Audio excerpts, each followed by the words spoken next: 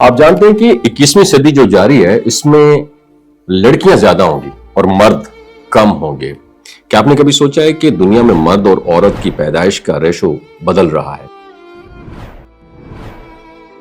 क्या मुमकिन है कि मुस्तकबिल में खातिन की तादाद मर्दों से कहीं ज्यादा हो जाए? ये वीडियो अंत तक देखिएगा, सोचने का तसव्वुर बदल जाएगा आपका। बहुत शुक्रिया। नाज़रीन, ये जो तब्दीली है ये सिर्फ कुदरती अमल है या सिर्फ हमारे तर्ज जिंदगी और माहौल की वजह से हो रही है? और खातिन की बढ़ती तादाद और मर्दों की कम तादाद का क्या कयामत से भी कोई ताल्लुक है? क्या कुर्ब कयामत की एक और निशानी पूरी हो रही है?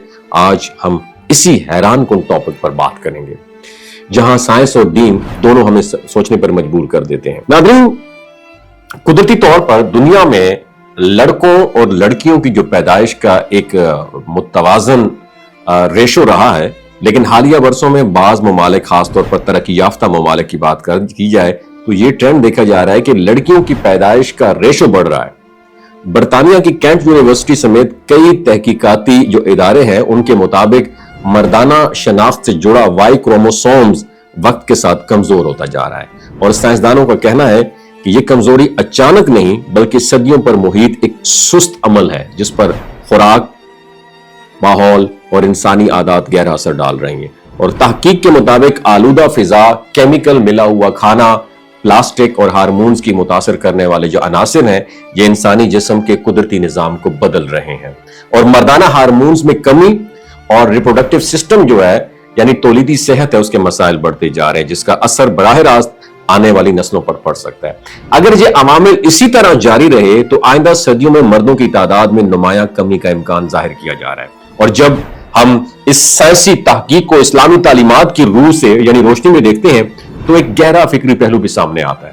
रसूल अकरम सल्लल्लाहु अलैहि वसल्लम ने कयामत के करीब के हालात बयान करते हुए फरमाया कि औरतों की तादाद बढ़ जाएगी और मर्द कम हो जाएंगे, यहां तक कि 50 औरतों का सुपरवाइजर निगरान एक मर्द होगा। और यह फरमान महज अददी तब्दीली की खबर नहीं है बल्कि माशरती बिगाड़, जिम्मेदारियों के अदम तवाजुन और आजमाइशों की तरफ भी एक इशारा है। आज हम 21वीं सदी में हैं, इसमें हदीस पूरी हो रही है। इस्लाम क्या कहता है हमें? इस्लाम दर्स देता है हमें एतदाल का, पाकीज़ा खुराक का, सादा लाइफस्टाइल का और फितरत के एहतराम का दर्स देता है, नो डाउट।